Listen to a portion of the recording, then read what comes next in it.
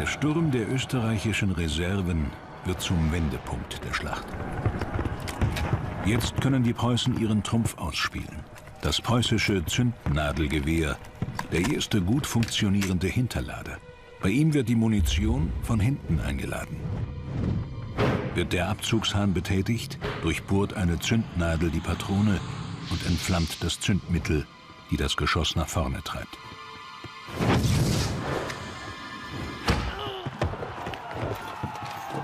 Ein tödlicher Vorteil gegenüber den mit Vorderladern bewaffneten Österreichern.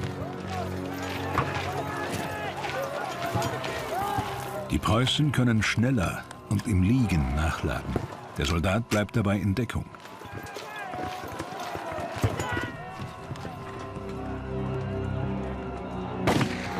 Im Schnellfeuer der preußischen Zündnadelgewehre bricht der österreichische Gegenangriff zusammen.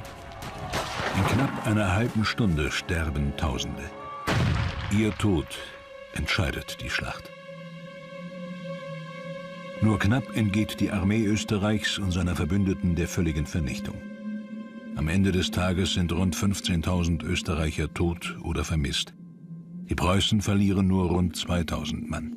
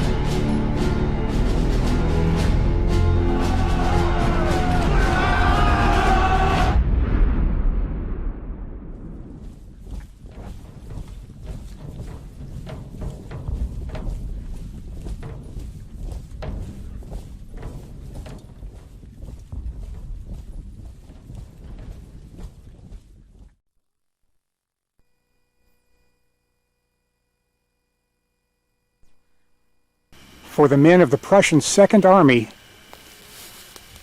waking up about dawn on July 3rd to a cool, rainy drizzle. They had no idea what was in store for them later in that day. About 8:30, one courier arrived at Army headquarters from Moltke. One officer, Count Finkenstein, had managed to carry this desperately needed message all the way to Crown Prince Frederick William, urging him to move rapidly into the flank of the Austrians to join battle with the First Army facing them frontally. On that one courier, on that one expert rider, Count Finkenstein, rested the coordination and the result of this entire battle. But he did make the ride successfully and delivered his message. The troops got underway. Massive columns filling up parallel roads. The Prussian Guard Corps to the west, the Prussian 6th Corps a mile or so to the east of them, and then bringing up the rear two other corps, which would see less combat on this coming day. That there was one change in that march order that was to have a great deal of importance a few hours later. The commander of the Second Army's Reserve Artillery, Colonel Prince Kraft zu Hohenlohe Ingelfingen, Hohenlohe for short, argued vehemently that his guns, his artillery, would be needed when this battle opened. They should not simply bring up the rear of the marching columns of infantry, as had been the case up to this point. His persistence paid off. The reserve artillery guns, with their horses and caissons, were placed in line in the middle of the Guard Corps, following the 1st Division of Infantry preceding the 2nd. So they would be right in the forefront of the battle when it opened. By 11 o'clock in the morning, the marching columns had reached the village of Chotoborek, just a few miles in that direction. They were looking this way. They could hear the sounds of gunfire to the south in that direction. And from their viewpoint, they could even see some of the flashes of the Austrian gun line. Count Hohenlohe, the artillery commander, viewed that scene through a telescope. "Things don't look good for the First Army," he said. Then he heard a voice behind him. That's right. It was the Crown Prince of Prussia, heir to the throne. He said, "Things aren't going well for my cousin Fritz Karl. I've got two choices. I can march to join him, but it's too far and I'd get there too late. Or I can go straight ahead and take them in the flank and rear. Take a look at that big tree. That's the Austrian right flank. Keep that on your right and bang away with your guns smartly so that Fritz Karl will know I'm here." The famous tree, that famous landmark on a sloping hillside, was really two linden trees side by side with a wooden cross, a big wooden cross between them. One of the two lindens is still here, pretty much intact. The other is that stump that you see right there. The cross is gone. A war memorial to Austrian troops is now here where it once stood. But this was the famous landmark, the guiding point for the entire Second Army.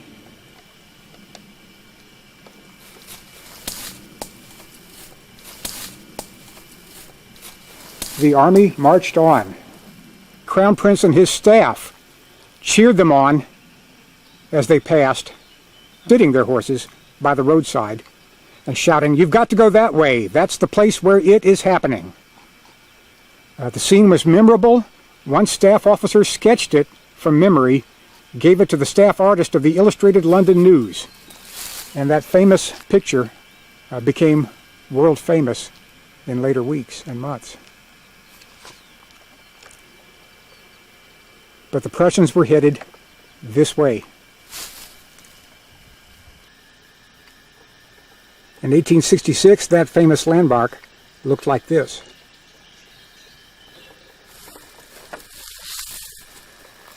Today, the trees are no longer isolated. An entire forest has grown up around them, so they're no longer the isolated landmarks they once were.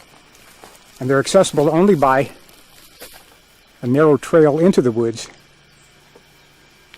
from the nearby village of Hradec.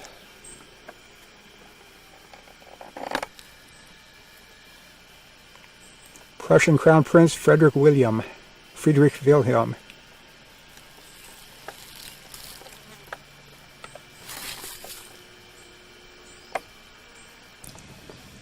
From the village of Masloved, or Maslojedy in Czech, about 300 yards east of the Svipwald, which you can see over there,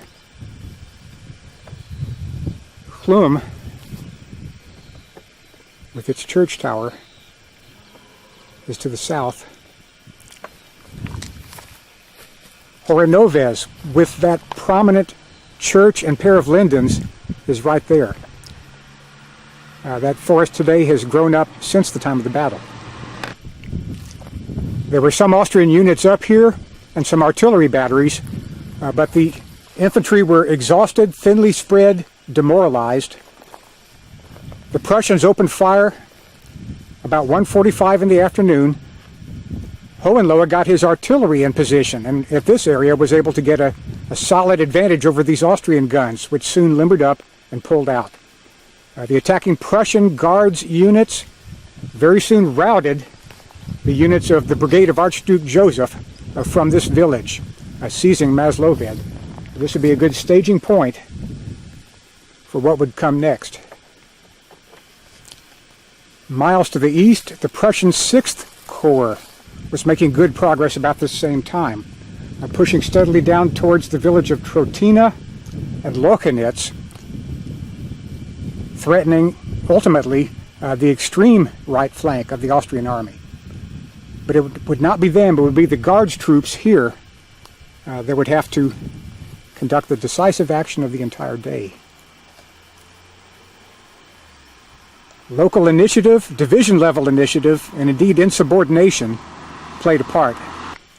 The 1st Guards Division commander, General Hiller von Gertringen, was known to be a very hard charger. His Corps Chief of Staff ordered him not to stick his head out, to remain where he was until further orders, to await the 2nd Division and the rest of the Guards Corps to get up in line properly. As soon as that chief of staff left, however, Hiller, well, he called back a few units just to make a pretense of obedience, but then, sensing instinctively that any slowing of this advance would give the Austrians time to strengthen their lines, he ordered his troops to move forward towards Chlum.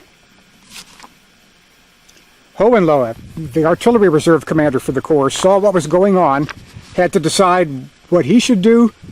After just a brief moment, he decided to limber up his guns, move them forward, support this assault from close range. So the assault on Chlum, well, it wasn't quite spontaneous, but it was definitely a spur-of-the-moment action by a commander who thought he knew what he was doing and who would get good support.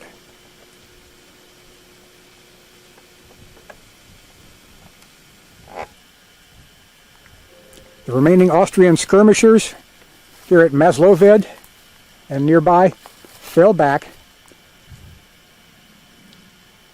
The thunder of guns from the main battle against First Army over there deadened any noise, and indeed deadened the sound of much of the gunfire that was coming from this direction. Perhaps that was a partial explanation for what happened next.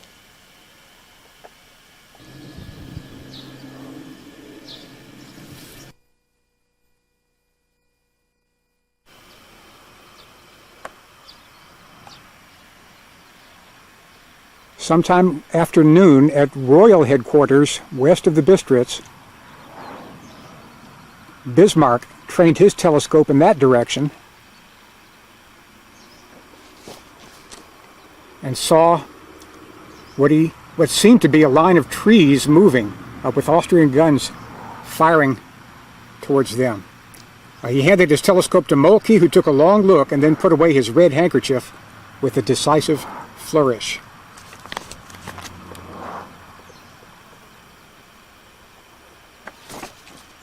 He rode over to the king and said, "The campaign is decided and in accordance with your majesty's desires." The king looked at him rather oddly and said that he didn't know what Moltke was talking about and that they better keep their minds on what is happening right now. "No," the chief of staff said confidently, "the success is complete. Vienna lies at your majesty's feet." The king was, of course, rather skeptical about these extremely confident words. But indeed, the Prussian Second Army had arrived.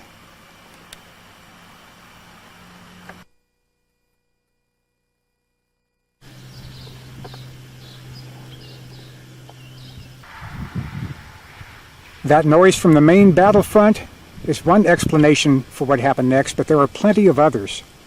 The ground between Masloved and Chlum is undulating.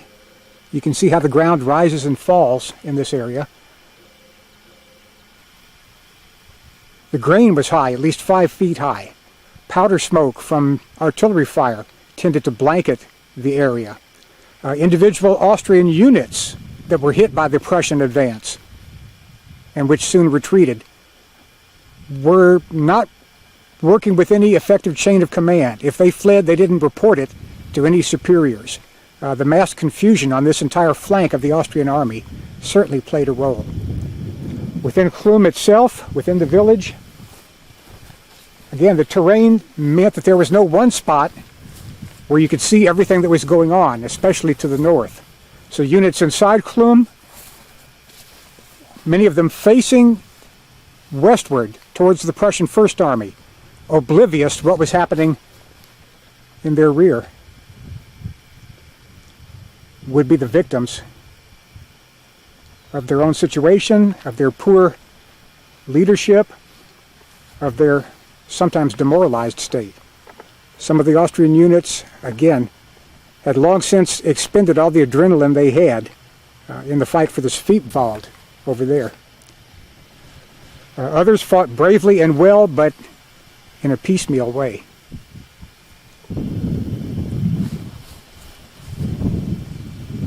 It was about 3 o'clock in the afternoon when Hiller's 1st Guards Division troops approached Chlum. As you can see, the landscape inside Chlum is very segmented, contoured, lots of hills and valleys and gullies. Often there's no one spot from which you can see the entire area all around. The Prussians advancing through those fields between 2:30 and 3 in the afternoon. The 1st and 3rd Guards Regiments and the Guard Jaeger Battalion of the 1st Guards Division. Originally they had planned to bypass this town and go on to Rasberitz, right by the main road, but realizing that there were plenty of Austrians in this town, those units turned, burst into Chlum from the east, catching the troops here by surprise.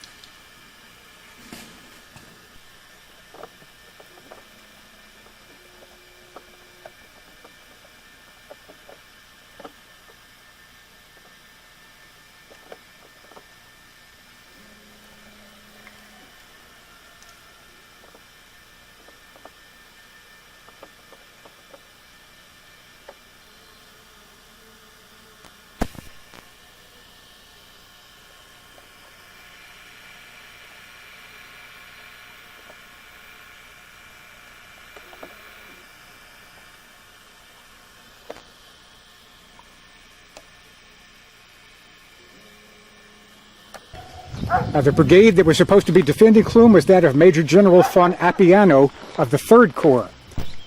And miraculously, he ignored the sounds of gunfire. He had left only 2 battalions in this part of Chlum, the northern part. Colonel von Slaveci, in charge, was not one of the best officers in the Austrian army. "You're all seeing phantoms," he told some of his men when they reported gunshots in their immediate rear. Over there, the units facing this Prussian onslaught immediately panicked and fled. Some of them down in that direction, just outside the village, were part of the 4th Corps units that had fought in the Sweepwald just a few hours earlier. Again, their adrenaline was totally burned out. Depression had set in. They had taken heavy losses. They had fought bravely in those woods, but they panicked and fled now. For Colonel Slaveci here in the village, those words, "You are seeing phantoms," were his last words. Within 5 minutes, he was dead and his entire battalion was virtually destroyed. The village had been cut in 2, the northern half in Prussian hands. More fighting soon to drive the Austrians out of the southern half.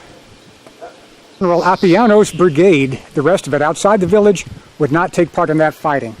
As soon as he realized what was happening here in his rear, he ordered his entire unit to march away from the battlefield, to abandon the entire army, to head back to Königgrätz. He would not be the highest ranking officer to do that.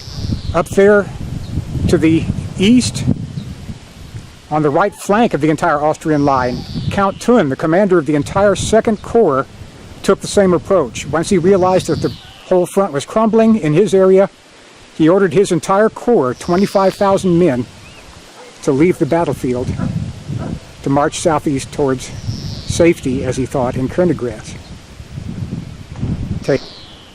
Clearly, this part of the Austrian line was disintegrating fast.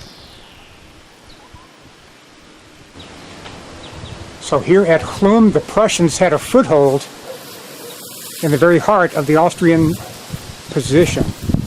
It was a tenuous foothold. It was not a huge number of troops that were here. They would be reinforced later, but they would also be massively counterattacked later. The struggle for this village and the struggle for the fate of the Austrian army was still to be decided, and a great deal of ferocious fighting was yet to happen. Hohenlohe, the artillery commander, had ridden up here soon after the village fell, was impressed by the view. From up here he could see the entire Austrian reserve down to the south behind us. 2 whole army corps, nearly 50,000 men. He was impressed by the view. The division chief of staff said, "This is no time for admiring pretty things. Get your batteries up here." And indeed, he did soon bring up as many of his guns as he could to help strengthen his position.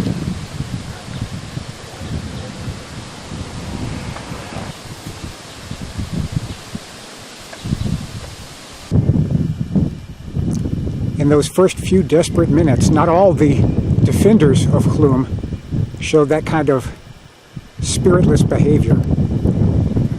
Right here just to the northwest of the village, there was a horse artillery battery under a Captain August von der Gruben.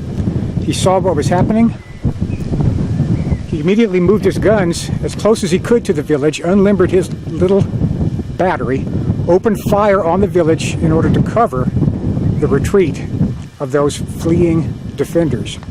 He was within gun range of the Prussian needle guns.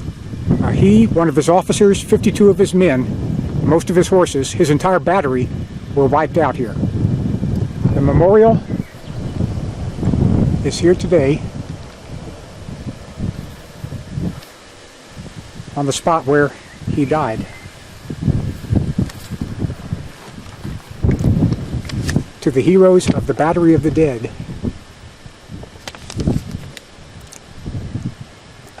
But it would take more than just one battery to salvage this situation.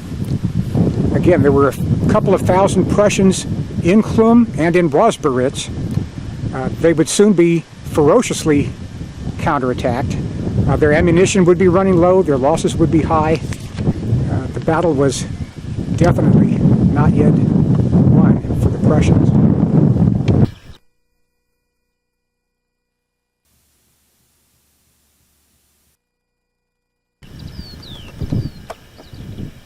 At Lipa, Austrian Army headquarters, shortly after 3 o'clock, a mounted aide came galloping back, white-faced, exhausted, with a message for Field Marshal Benedek.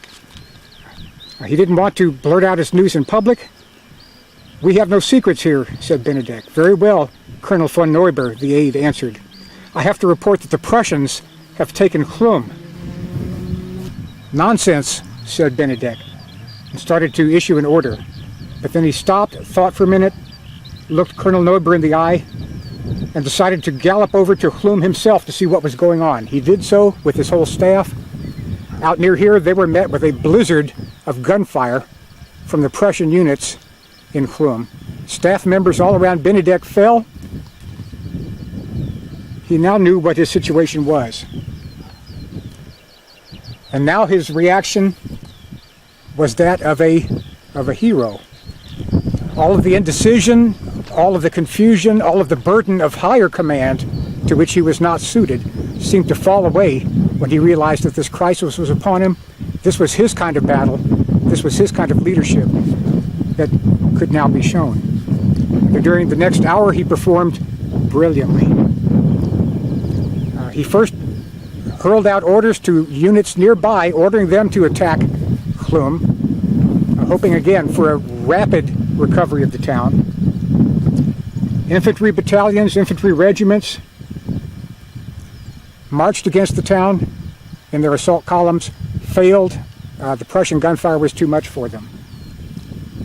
Colonel von Caddy, the chief of staff of the 3rd Corps down there in Lipa Woods, came to assist Benedek with all this.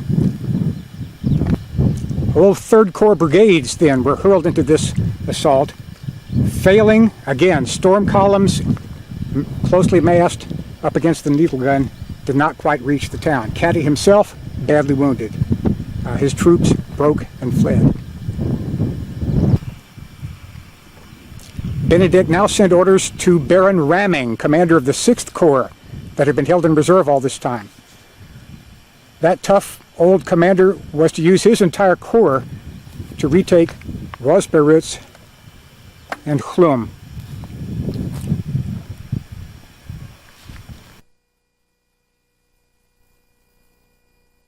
Today, just as in 1866, the elongated village of Woźbierzyce reaches all the way down to the main highway out of Königgrätz to the northwest, and then extends up for about a mile or more to the north. When his colleagues turned right Colonel von Kessel turned west to capture Chlum. Colonel von Kessel and his 3 battalions of the 2nd Guards Regiment moved on south here to seize Rosberitz, fighting their way into that town, driving out the Austrian defenders, but knowing full well that this crucial spot would not be left by the Austrians in Prussian hands.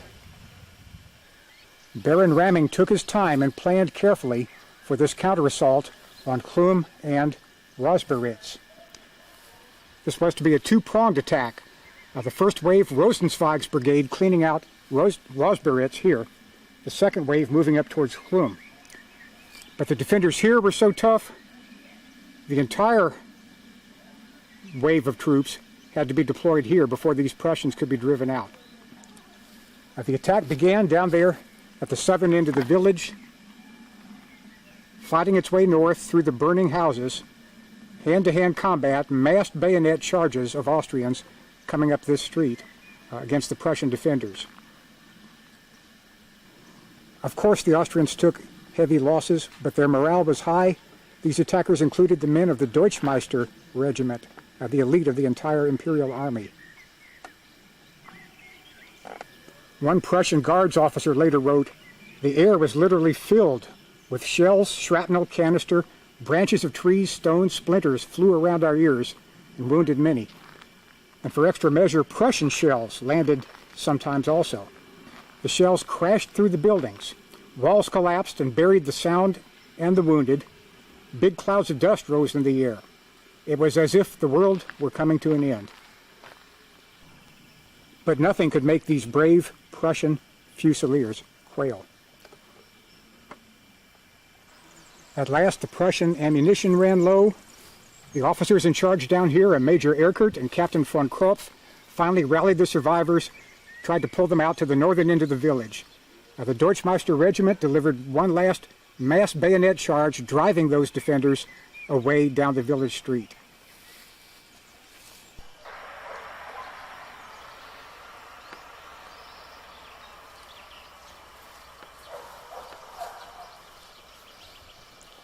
Eight officers, 296 men of the Imperial and Royal Infantry Regiment Hoch und Deutschmeister are commemorated here.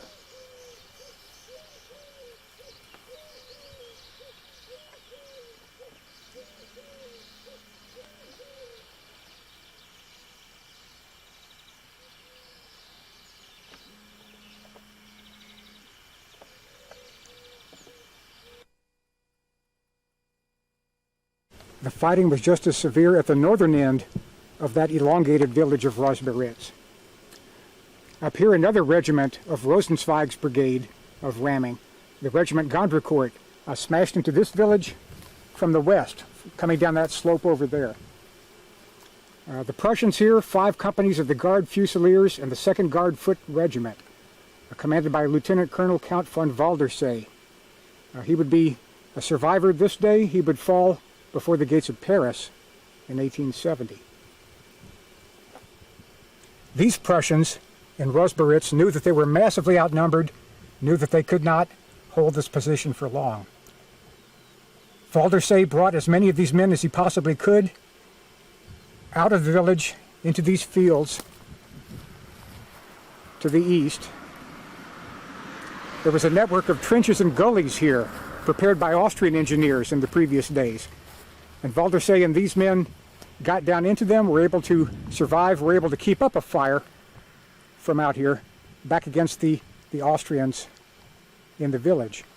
But Rosberitz itself, the entire village, was back completely in Austrian hands. This lifeline at the far end of the village, the lifeline for the retreating army, was still intact. Toward the end of this fighting in Rosberitz, a handful of reinforcements arrived, mainly just to help extricate the survivors. These were parts of 2 companies of the 3rd Guard Regiment coming into the village from the east. With these units, one of the young lieutenants with them, Paul von Hindenburg, he suffered a wound, bullet grazed his skull, penetrating his helmet, but he would, as we all know, live and have a much more prominent military career, as well as a political one, in later years.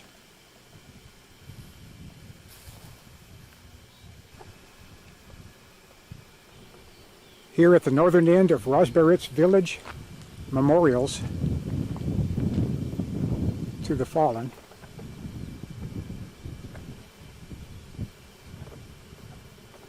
An unknown Prussian officer, 30 Prussian soldiers, 60 Austrian, 40 Prussian soldiers, unknown soldiers, lie here.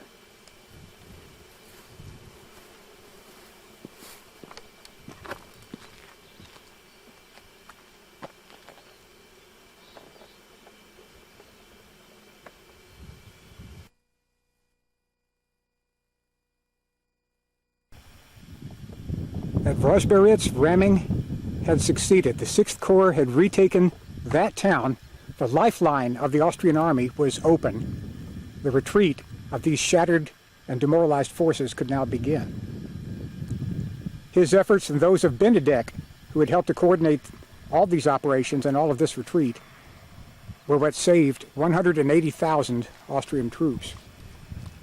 Ramming now had to retake Chlum, and he did make a major effort. 4 assaults, one after another, coming up from Rozberitz, coming through these fields to the south and west of Chlum. The Deutschmeister regiment, which had fought so ferociously in Rozberitz, fought their way to the very edge of Chlum.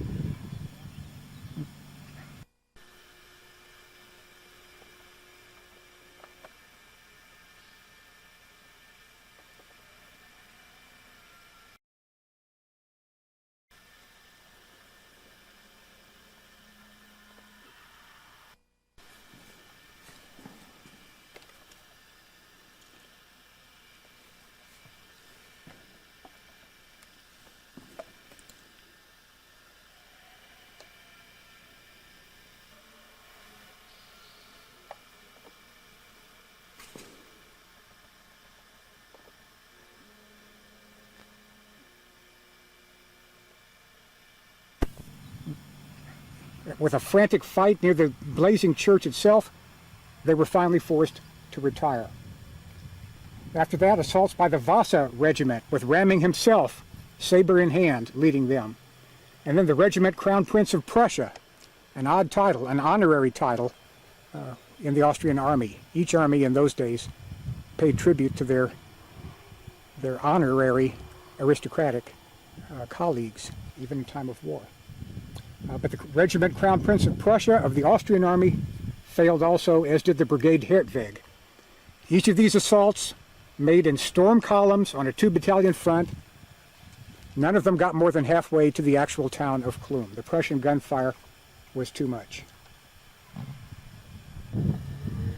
Chlum would remain in Prussian hands. The lifeline, though, the highway back to Königgrätz for the Austrian army, was still open. During all this time, General Hiller von Gertringen, the commander of the 1st Guards Division, the man who had ordered Chlum to be taken, was here at the southwest corner of the village, coordinating the defense, sending his aides out to communicate with his scattered parties of defenders around and near the village. He knew that his men were falling fast. He knew that they were running very low on ammunition. He knew that the Austrian assaults showed no signs of slacking off at all. Sometime in late afternoon, he rode a bit to the north and he saw, less than a mile away, gray columns of marching men. A moment later, a Major von Sommerfeld, an officer with General Bonin's 1st Corps, which had been bringing up the rear of the entire 2nd Army, rode up to his command post. Hiller's face lit up and he rode eagerly to the newcomers. "Gott sei Dank, there you are, what have you got for me?" Sommerfeld answered, "My battalion, and right behind us, the entire advance guard of the 1st Army Corps." Now everything will be all right, Hitler cried. And then suddenly he reeled in the saddle, put his hand to his breast. "Help me, comrade," he murmured. "I'm wounded." He slipped to the ground. He had been hit by a shell splinter, and he died almost immediately in this moment of triumph.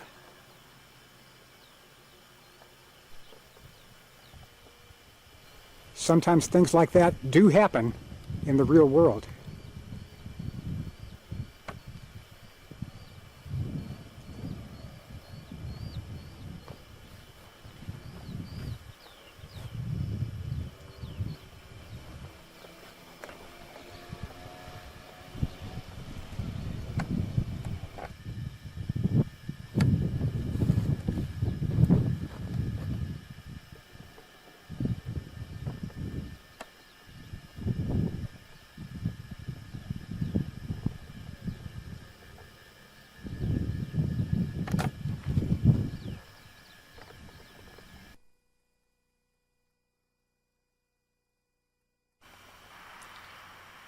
By 4:30 in the afternoon, the tumult and confusion up there on the high grounds to the east were visible to the Prussian First Army troops and to the royal headquarters back at Dub.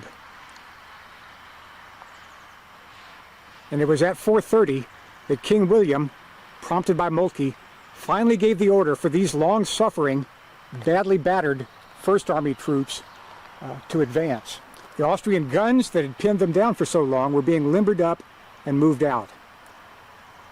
The surviving Prussians down here took a deep breath, gathered up their weapons, and advanced in line up those slopes,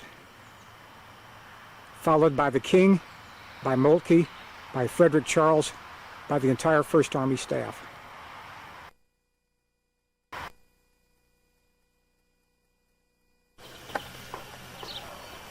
About a half hour after the battered but now triumphant Prussian First Army troops swept up these slopes over the heights of Chlum toward the chaos at Chlum at Rosbaritz, about a mile in that direction, they were followed by the royal staff, led by the king himself, with Bismarck and Moltke, coming up here to Lipa, to Field Marshal Benedek's former command post.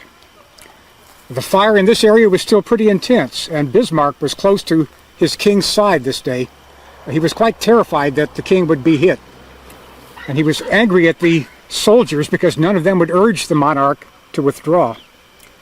"The king rides where he will," said one staff officer to the Prussian minister-president. After all, he was just a mere civilian. What could he know of royal honor? Bismarck was in no mood to put up with this. He rode up to the king and said, "As a major, I have no advice to give to your majesty in time of battle. But as minister-president, it is my duty to beg your majesty not to expose yourself to danger in this way." The story goes that he then slapped the king's horse on the haunch to make it move away from this heavy fire. That may or may not be true. But he was probably as firm in what he said as he later reported. The king did move off into a safer location, grumbling, in his words, about the place to which I must ride in accordance with supreme command.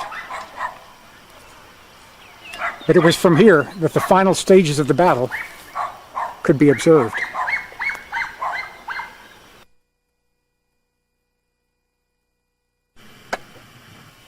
"4:30 in the afternoon, while Benedek was trying to deal with the catastrophes at Chlum and Rosbaritz, he also ordered his cavalry reserve, his powerful cavalry force based back here, to attack in this direction to halt or delay the advancing Prussians coming through these fields south of the main road, the main escape route back to Königgrätz. The Austrian cavalry did so, and in these fields were fought the last great cavalry battle, certainly the biggest since the Napoleonic Wars, the biggest since Leipzig in 1813. But the Austrian horse showed that for what it was worth, they were as good or better than any cavalry in the world. The Prussian horse challenged them here. As the Prussian First Army advanced, it had brought up its cavalry from reserve. thinking to use them in pursuit, throwing them in now to engage the advancing, then the charging Austrian horse in these fields here, between Rosberitz and this village of Langenhof.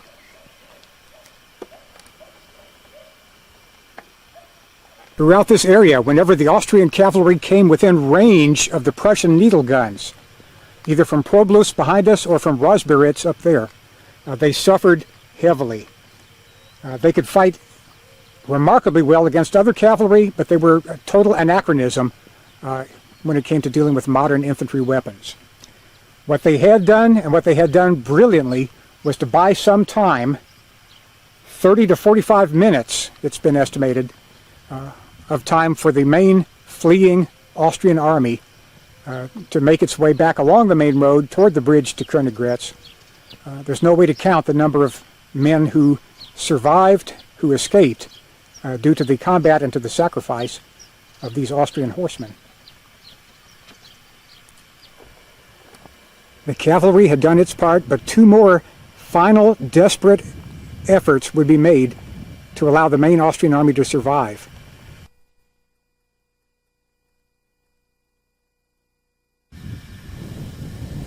And so the last of Benedict's reserves, the First Corps, 20,000 men under Count Gondricourt, would have to make the last infantry assaults of the day once more on Chlum.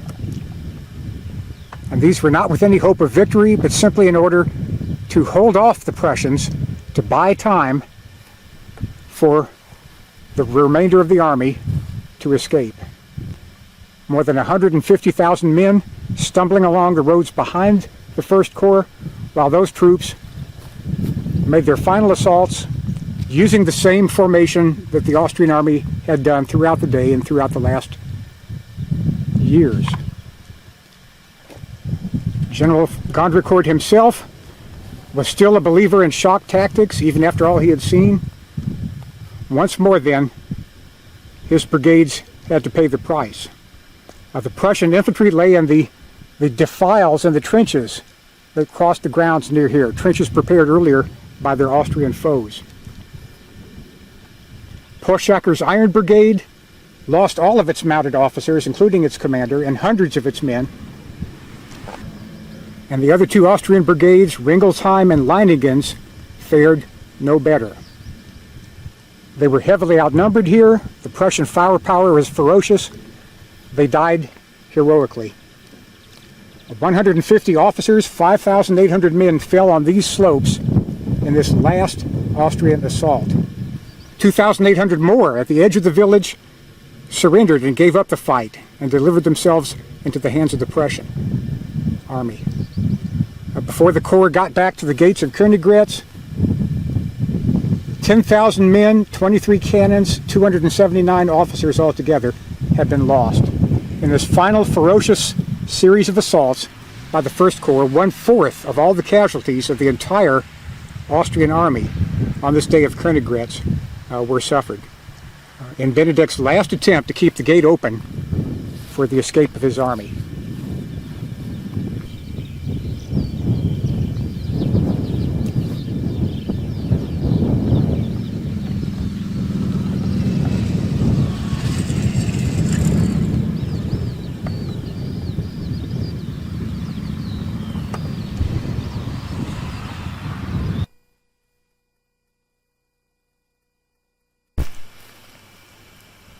And here in these fields, the third combat arm, the artillery of the Austrian army, was to play its role in saving that beaten force.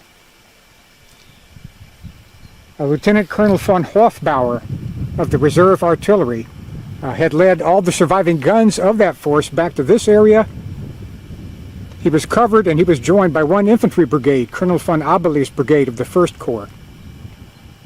And he was also joined by other artillery batteries, guns from the 4th and 6th Corps artillery. He pledged to Benedict in a brief meeting earlier that afternoon that he would fight to the last gunner to keep this retreat route open. And here he drew up a line of 60 to 70 cannon to hold off a Prussian pursuit. All during that late afternoon and early evening, these guns continued their fire against the Prussians in Rosberitz and Chlum, and further to the north. For hours he was able to hold this line between the villages of Svieti and Vzestar. But this couldn't last.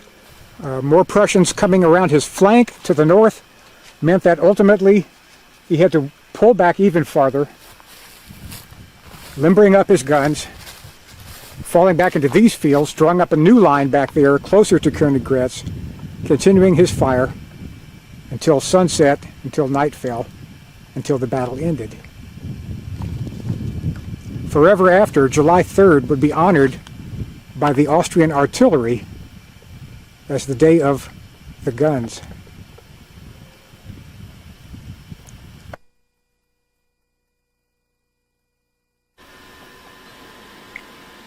All through the afternoon, fugitives from the battle, including tens of thousands of them, like the entire Second Corps, began pouring back towards the town of Königgrätz, behind the Elbe River. The fortress commandant was quite nervous about what was going on. He didn't know if Prussian soldiers would be hot on the heels of those fugitives. They might well be. Acting on his own, he raised the bridge over the Elbe and flooded the moat around the town as a precaution. But what that meant was that a great many of those fugitives reaching the banks of the Elbe had to try to swim across. Many were drowned.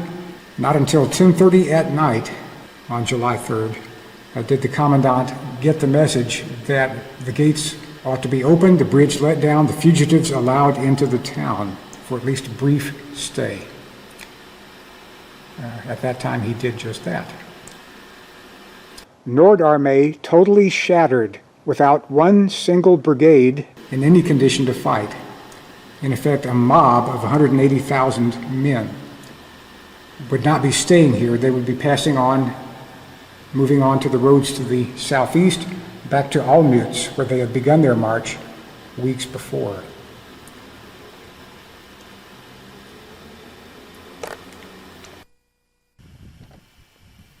But there would be no full-scale organized Prussian pursuit.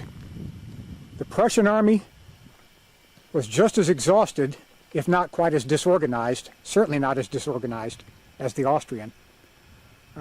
But they had taken heavy losses. They were worn out. There was no great desire on anybody's part for any kind of a formal pursuit. There were no troops remaining to make that kind of an effort. Even Moltke agreed that this army had done its best, had worn itself out, had won the day. No pursuit to the gates of Königgrätz could happen. The battle was over.